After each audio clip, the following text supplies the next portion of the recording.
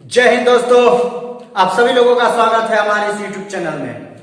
आप सभी लोगों के सपने को साकार करने के लिए मैं फिर आपके साथ, आपके पास, आपके सामने, आपके हिंदी के महत्वपूर्ण टॉपिक को लेकर आ गया हूं, ताकि आपका जो सपना है वो साकार हो सके, सच हो सके, आप अपने लक्ष्य में कामयाब हो सके, आप अपने मंजिल को पा सके। अभी तक मेरे जितने वीडियो देखा है लोगों ने, उन्होंने, उन विद्यार्थियों ने मुझे बहुत ही जो है कि धन्यवाद दिया है। उन्होंने बताया है कि सर आपका जो टॉपिक है, इस टॉपिक से बहुत प्रश्न आते हैं जो भी मैंने वीडियो बनाए हैं।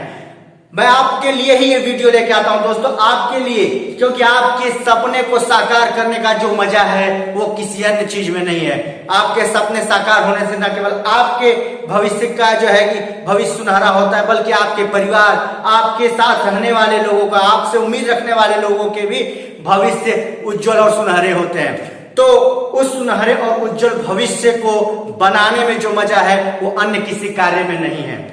आज का जो टॉपिक है, ये टॉपिक आपका यूपीएसआई में बहुत महत्वपूर्ण है। यूपीएसआई के अलावा भी जो भी प्रतियोगी परीक्षा है जिसमें भी हिंदी आती है उसमें यह टॉपिक जरूर आता है। टॉपिक बहुत साधारण है, बस आपको थोड़ा सा समझना पड़ेगा। यदि इस टॉपिक को आप थोड़ा सा समझ लिए तो मैं गारंटी देता हूं कि ये टॉपिक जो वचन टॉपिक आज हम लोग पढ़ने वाले हैं, जो वचन टॉपिक है, जो नंबर है, ये आपको आसानी से समझ में आ जाएगा और इससे जो भी प्रश्न आएंगे उसको आप धड़ल्ले से कर देंगे, आसानी से कर देंगे, एकदम मतलब गर्दा मचा देंगे वचन के टॉपिक में आप, ठीक है। और यदि आप नए हैं तो वीडियो को जो है कि जरूर देखिएगा और सब्सक्राइब जरूर कीजिएगा, क्योंकि आपके सब्सक्राइब करने से आप हमारे परिवार में जुड़ जाएंगे और हमारा अन्य विषयों का भी नोटिफिकेशन आपको जो है कि मिल जाएगा।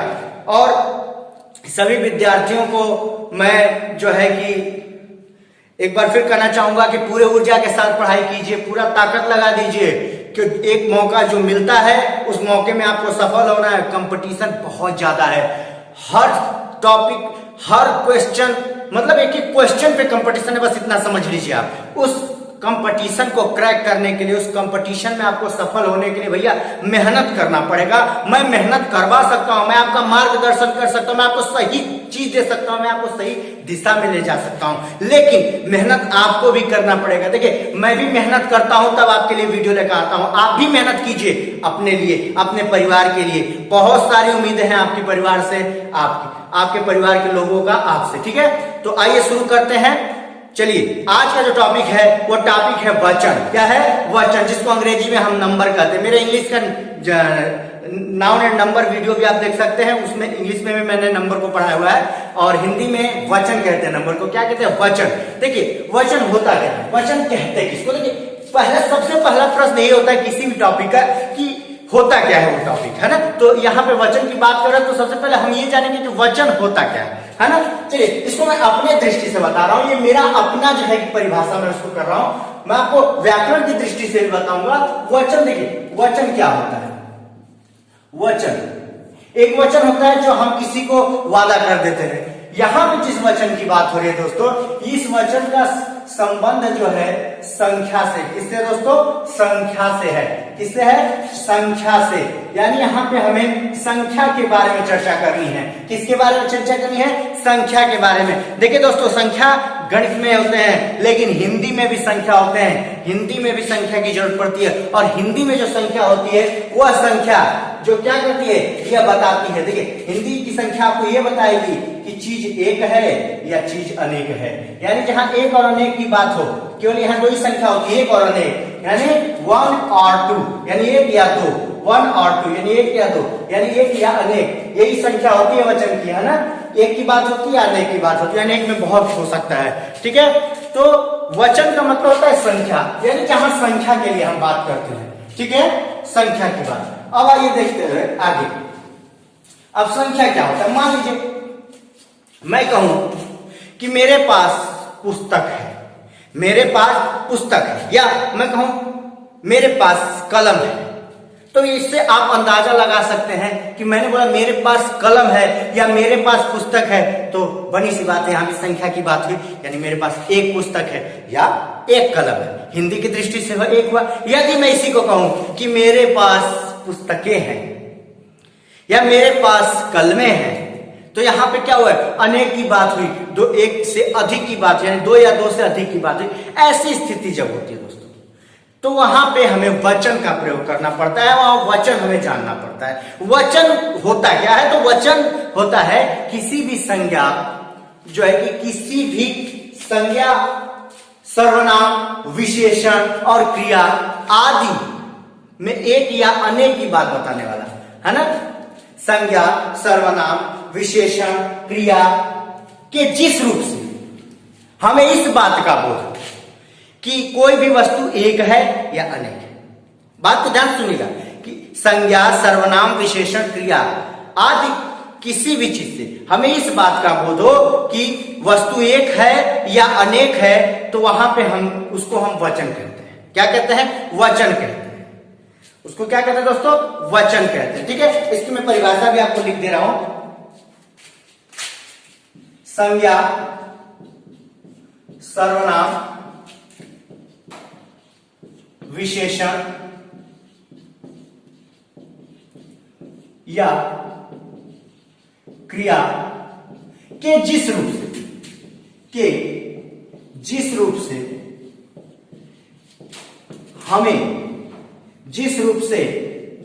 हमें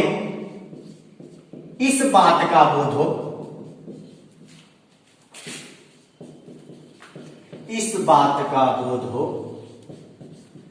कि वस्तु एक है या अनेक है, उसे वचन कहते हैं। क्या कहते हैं, वचन। उसे हम वचन कहते हैं। क्या कहते हैं, वचन कहते हैं। ठीक है, उसे हम वचन कहते हैं। देखिए दोस्तों, है ना, संज्ञा, सर्वनाम, विशेषण या क्रिया के जिस रूप से हमें इस बात का बोध हो कि वस्तु एक है या अनेक है, उसे हम क्या करते हैं, या कह सकते हैं कि जिस शब्दों के द्वारा, देखिए ये वाला साधारण है, आप अपने नोट्स में ये वाला लिख लीजिए, जिन शब्दों से हमें इस बात का बोध हो कि वस्तु में एकत्व का बोध हो रहा है या अनेकत्व का बोध हो रहा है, उसे ही हम वचन कहते हैं। उसे क्या कहते हैं, वचन कहते हैं, है ना, उसे हम वचन कहते हैं। दोस्तों आइए अब देखते हैं कि वचन कितने प्रकार के होते हैं। वचन कितने प्रकार के होते हैं, तो दोस्तों वचन जो होते हैं आपके, ये दो प्रकार के होते हैं। वचन दो प्रकार के होते हैं, जिन्हें हम कहते हैं एक वचन, अंग्रेजी में इसे सिंगुलर कहते हैं। क्या कहते हैं, सिंगुलर, है ना। और दूसरा जो होता है, इन्हें हम कहते हैं बहुवचन। यानी बहुवचन मतलब बहुत सारा, यानी दो या दो से अधिक। इन्हें हम अंग्रेजी में कहते हैं प्लूरल कहते हैं। क्या कहते हैं, प्लूरल। तो सिंगुलर और प्लूरल की बात हम करेंगे, जिसको हिंदी में एक वचन और बहुवचन कहते हैं। एक वचन और बहुवचन। वचन कितने होते हैं, तो वचन दो होते हैं। वचन होते क्या है, देखिए दोनों में फिर से रिमाइंड कर रहा हूं। वचन जिस भी शब्द से हमें किसी वस्तु के एकत्व या अनेकत्व का बोध होता है, उसे हम वचन कहते हैं। या एक या एक से अधिक होने का बोध होता है, उसे हम वचन कहते हैं। वचन दो प्रकार के होते हैं, कौन कौन से, एक वचन और बहुवचन, जिसको अंग्रेजी में सिंगुलर और प्लूरल कहते हैं। ठीक है, अब एक वचन क्या होते हैं, बहुवचन क्या होते हैं, ये हम जानेंगे। ठीक है, परीक्षा की दृष्टि से इनमें से ही प्रश्न आते हैं। एक वचन क्या होते हैं, बहुवचन क्या होते हैं, इनको कैसे पहचानते हैं, ये सब बातें मैं आपको बताऊंगा। तो सबसे पहले जानेंगे एक वचन के बारे में कि एक वचन क्या होता है। तो आप इसका साधारणतः नियम जानते होंगे, क्योंकि आपने बचपन से इन चीजों को पढ़ रखा है कि एक वचन क्या होता है। एक वचन हम लोग बात करेंगे एक वचन की, यानी देखिए इसके बाद से ही समझ में आ गया। एक और वचन का मतलब मैंने आपको बताया था, संख्या, यानी एक संख्या, यानी जहां एक की बात हो, जहां एकत्व की बात हो। किसकी बात हो, एकत्व की बात हो, जहां एक की ही बात हो, है ना। जैसे उदाहरण के तौर पे मैं लिखूं, जैसे मान लीजिए कलम, क्या लिखा मैंने, जैसे मान लीजिए मैंने लिख लिया कलम, है ना। और क्या लिख सकता हूं, गाय, है ना, कार, है ना, पुस्तक, है ना। मैंने पहले भी आपको उदाहरण बताया। तो देखिए यहां पर कहीं ना कहीं एक की हम बात कर रहे हैं, कहीं ना कहीं एक की बात कर रहे हैं। तो ये क्या है, ये एक वचन है। ये क्या है, ये एक वचन है। यानी जहां पे एकत्व की बात हो, जहां एक की बात हो, जिन शब्दों के द्वारा हमें एकत्व का पता चले, एक का पता चले, उसे हम क्या कहते हैं, उसे हम वचन कहते हैं। कौन सा वचन, तो एक वचन कहते हैं। ठीक है, क्या कहते हैं, एक वचन कहते हैं। ठीक है दोस्तों, अब आइए देखते हैं बहुवचन। बहुवचन किसे कहते हैं, तो बहुवचन का भी मैं आपको बताता हूं कि बहुवचन किसे कहते हैं। देखिए, बहुत साधारण तरीके से बता रहा हूं, एकदम बिल्कुल जो है नया बहुवचन। देखिए अब बहुवचन क्या है, अब देखिए यहाँ पे बहु, बहु का मतलब क्या होता है, बहुत, या इसको कह सकते हैं, इसको कह सकते हैं दोस्तों, और क्या कह सकते हैं, बहुत, या दो से अधिक, दो या दो से अधिक, दो या दो से अधिक। ठीक है, अब वचन का मतलब आपको पहले ही बता चुका हूं, संख्या, यानी दो या दो से अधिक संख्या, या बहुत संख्या, यानी एक से ज्यादा संख्या। ठीक है, तो जहां पे हमें किसी वस्तु की एक से ज्यादा संख्या के बारे में पता चले, या उसके अनेकत्व के बारे में पता चले, या यह पता चले कि जो है एक से ज्यादा वस्तु है, तो वहां पे वो क्या कहलाएगा, बहुवचन कहलाएगा। क्या कहलाएगा, बहुवचन, यानी बहुत से वचन, यानी बहुत सी संख्या है। ठीक है, जैसे मैं कहूं कलमें, देखिएगा, कलमें, पुस्तकें, लड़के, है ना, गमले, है ना। यहां पे देखिए एक की बात नहीं हुई, यहां पे एक कलम की बात नहीं हुई, एक पुस्तक की बात नहीं हुई, यहां पे एक लड़के की बात नहीं हुई, एक गमला की बात नहीं हुई। तो यहां पे जब एक से अधिक की बात हुई तो क्या हो गया, एक से अधिक की बात हुई, तो ये हो गया बहुवचन। क्या हो गया, बहुवचन। यानी जहां पे किसी वस्तु के एक से अधिक होने की बात होती है, वहां पे बहुवचन होता है। ठीक है, तो एक वचन बहुवचन में आपने अंतर समझा, जहां एक की बात हो वो एक वचन, और जहां एक से अधिक की बात हो वो बहुवचन होता है। ठीक है, ये तो साधारण, ये तो आपने बचपन से ही पढ़ा है। अब देखिए हम लोग क्या जानेंगे, अब हम असली मुद्दे को जानने लगे। अब असली मुद्दा यह है कि कैसे पहचानेंगे कि एक वचन बहुवचन क्या होता है ना, या एक किसी शब्द में वचन दे दिया है तो इस चीज को हम कैसे पहचानेंगे। तो देखिए मैं आपको बताऊं, सामान्यतः एक वचन और बहुवचन को पहचानना आसान होता है, आसानी से लोग पहचान लेते हैं, बहुत आसान टॉपिक है। लेकिन कुछ जगहों पे वचन में कुछ दिक्कतें आती हैं। जैसे मान लीजिए कहीं कहीं पे ऐसा होता है कि आपको लगता है कि चीजें एक वचन है पर वो बहुवचन में प्रयोग होती है। कहीं कहीं पे ऐसा होता है कभी कभी कि आपको लगता है कि चीजें बहुवचन है लेकिन वो एक वचन होती है। तो इन चीजों को जानना के लिए ही ये मेन वीडियो है, इनको ही परीक्षा में हमें काउंटर करना है, यही परीक्षा का जो है कि मूल है। ठीक है, ये जो चीजें बताइए आप पहले से भी जानते हैं, मैंने थोड़ा इसको आपको वेरीफाई कर दिया, थोड़ा क्लियरिफाई कर दिया, है ना, थोड़ा सा अपने तरीके से बता के आपका दिमाग को साफ कर दिया, आपके जो भूले बिसरे चीज थे वो आपके याद आने लगे। ठीक है, अब असली मुद्दे को हम जानेंगे कि क्या होता है। तो आइए देखते हैं। तो सबसे पहले दोस्तों कि एक के लिए बहुवचन का प्रयोग, अब एक के लिए बहुवचन का प्रयोग क्या होता है इसको देखते हैं ना। अब देखिए कुछ चीजें ऐसी होती हैं कि एक लगती तो एक है लेकिन होती है बहुवचन, होती तो एक है लेकिन लगती है वो, होती तो एक है लेकिन वो बहुवचन में प्रयोग होती है। यानी एक के लिए बहुवचन का प्रयोग, देखिए एक के लिए बहुवचन का प्रयोग, एक के लिए बहुवचन का प्रयोग।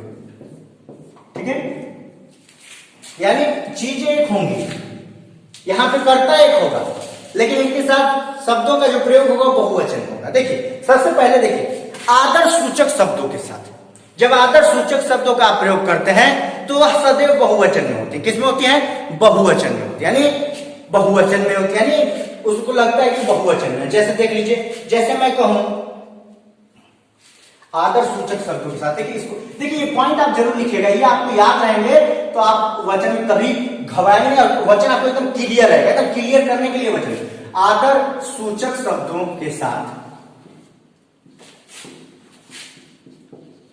बहुवचन का प्रयोग होता है, बहुवचन का प्रयोग होता है, आदर्श सूचक शब्दों के साथ बहुवचन का प्रयोग होता है। ठीक है, बात समझ में आ रही है आप लोगों के, या कह सकते हैं कि आदर्श सूचक आदर सूचक एक का प्रयोग बहुवचन में होता है। नहीं, जैसे मान लीजिए मैं कहूं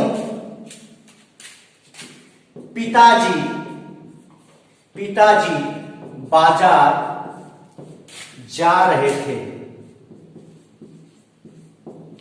देखिए यहां पिताजी एक है, लेकिन इनके आदर सूचक शब्दों के कारण यहां पे जो ये प्रयोग हुआ है ये लग रहा है कि बहुवचन है और ये बहुवचन प्रयोग होता है। तो आदर सूचक के साथ बहुवचन का प्रयोग होता है। नहीं, जैसे मैं कहूं महात्मा गांधी एक महान व्यक्तित्व थे, या महात्मा गांधी सत्य और अहिंसा के पुजारी थे। ठीक है दोस्तों, बात समझ में आ रही है? जैसे मैं आपको पढ़ा रहा हूं तो आप कह सकते हैं गुरुजी छात्रों को पढ़ा रहे हैं।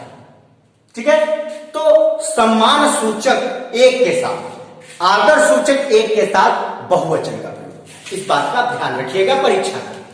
ठीक है, अब हम लोग बात करेंगे अभिमान या अधिकार। अभिमान या अधिकार प्रकट करने के लिए क्या प्रयोग होता है? तो देखिए, अभिमान या अधिकार प्रकट करने में संज्ञा या सर्वनाम का प्रयोग बहुवचन में होता है। अभिमान या अधिकार प्रकट करने में संज्ञा या सर्वनाम का प्रयोग होता है बहुवचन में। ठीक है, आइए देखते हैं। ये तो हो गई भाई एक के लिए बहुवचन का प्रयोग, यानी जहां आदर सूचक चीज रहेगी वहां पे एक के लिए बहुवचन का प्रयोग होगा। अब बात करेंगे अभिमान या अधिकार प्रकट करने के लिए संज्ञा या सर्वनाम का प्रयोग बहुवचन में होता है।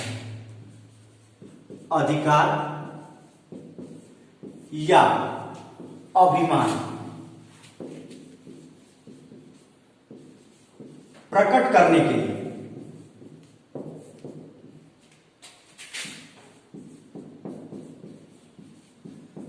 संज्ञा या सर्वनाम का प्रयोग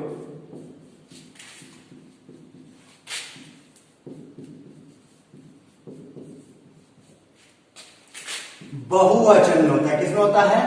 बहुवचन में होता है। देखिए बहुत बार परीक्षा में आ जाता है आपके ऐसे प्रश्न और सर पूछ देता है कि इसमें एक वचन का प्रयोग हुआ है कि बहुवचन का प्रयोग हुआ है। तो इस बात का ध्यान दीजिएगा कि जो वाक्य है वो किसमें अधिकार या अभिमान प्रकट करने के लिए तो नहीं है। यदि ऐसा है तो उसमें जो संज्ञा और सर्वनाम प्रयोग होंगे वह सदैव बहुवचन में होंगे। जैसे मान लीजिए, जैसे में हम कह सकते हैं कि मान लीजिए मैं तुमसे बात नहीं करूंगा, मैं उनसे या तुमसे जो भी लिख सकते हैं, मैं उनसे बात नहीं करूंगा। ठीक है, अब यहां पे देखिए बहुवचन का प्रयोग है, उनसे, है ना। या मैं कहूं कि हम तुम्हें कक्षा से निकाल देंगे, इसमें तुम्हें क्या है? बहुवचन में। यानी जहां पे अभिमान या अधिकार प्रकट की जाने वाली बात होती है वहां पे जिन संज्ञा या सर्वनाम का प्रयोग होता है वह बहुवचन में होता है। किसमें होता है? बहुवचन में होता है। ठीक है, जैसे मैं कहूं कि मैं आपको या तुमको जो भी कर लूं, मैं तुमको कक्षा से निकाल दूंगा। हालांकि मैं ऐसा करूंगा नहीं, क्योंकि आपको कक्षा से निकालने का अधिकार नहीं है मेरा, मुझे आपको शिक्षा देने का अधिकार है, आपके कर्तव्य पथ पे आपको आगे बढ़ाने का अधिकार है। ये केवल उदाहरण के तौर पे मैंने एक बात रखी कि मैं तुम्हें कक्षा से निकाल दूंगा, मैं तुम्हें ऑफिस से निकाल दूंगा, मैं तुम्हें घर से निकाल दूंगा, है ना। ऐसी स्थिति जहां पे घमंड की बात आ जाए, अधिकार या अभिमान की बात आ जाए, ऐसी स्थिति में जो संज्ञा और सर्वनाम होंगे वह किसमें प्रयोग होंगे? बहुवचन में प्रयोग होंगे। किसमें प्रयोग होंगे? बहुवचन में। ठीक है दोस्तों, आगे देखते हैं। तो आगे है, अभी मैं यहाँ पे एक और बात आपको बता दूं, उसके बाद आगे बात करेंगे। अब यहाँ पे एक चीज और मैं आपको बताना चाहूंगा कि देखिए एक शब्द होता है तुम, एक शब्द होता है तुम और एक शब्द होता है तुम। एक शब्द होता है तुम और एक शब्द होता है तुम, है ना। अब तू और तुम मेरे दिमाग में अचानक ऐसे ही आ गया, मैं इसको बता दूं तो ये बहुत प्रश्न फंसते हैं। तो देखिए तू जो होता है वो एक वचन में प्रयोग होता है। किसमें प्रयोग होता है? एक वचन में। और तुम जो शब्द होता है ये होता है भैया बहुवचन में प्रयोग। किसमें होता है? बहुवचन में प्रयोग होता है। ठीक है, इस बात का ध्यान रखिएगा। ठीक है, अब तू शब्द का इस्तेमाल देखिए हिंदी में नगण्य है, न के बराबर। कहीं कहीं पे जो है कि तिरस्कार बोधक के रूप में होता है, है ना, कहीं किसी की बेइज्जती करनी हो तो होता है। अपवाद के रूप में कभी कभी भगवान के लिए भी लोग तू का प्रयोग कर देते हैं, लेकिन अमूमन तू शब्द तिरस्कार बुद्धि के लिए होता है, लोग तुम शब्द का ही प्रयोग करते हैं। तो तुम शब्द जो है यह बहुवचन है, ठीक है।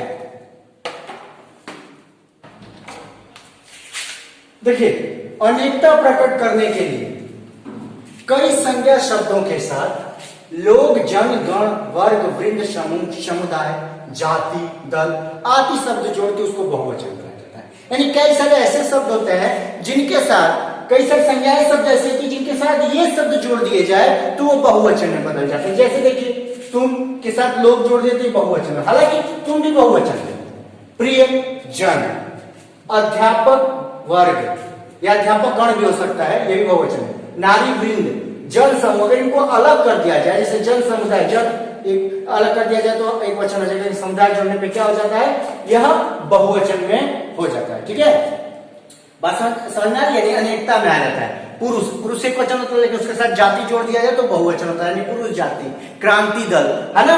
तो कुछ ऐसे संज्ञा के शब्द होते हैं जिनके साथ ये शब्द जोड़ दिए जाने पर वे बहुवचन में बदल जाते हैं, ठीक है। बात समझ में आ गई। अब बात करेंगे अनेक के लिए एक वचन, यानी देखने में तो आपको बहुवचन लगेंगे लेकिन एक वचन में प्रयोग होते हैं। वो कौन से शब्द हैं? तो देखिए, परीक्षा की दृष्टि से बहुत महत्वपूर्ण, यही मेन है परीक्षा का, यही परीक्षा का मेल है। इसको पकड़ लीजिए, इसको ले लीजिए, ये बहुत काम आने वाला है आपके। अनेक के लिए एक वचन, जातिवाचक संज्ञाएं कभी कभी एक वचन में भी बहुवचन का बोध कराती है। जैसे देखिए, जैसे 1 लाख रुपया, है ना। अब देखने में लग रहा है कि 1 लाख रुपया बहुवचन, लेकिन ये एक वचन है, ठीक है। हिमाचल का सेब, है ना। 1 किलो आलू, देखने में बहुवचन है लेकिन है एक वचन। अब भाववाचक तथा गुणवाचक संज्ञाओं का प्रयोग एक वचन में होता है।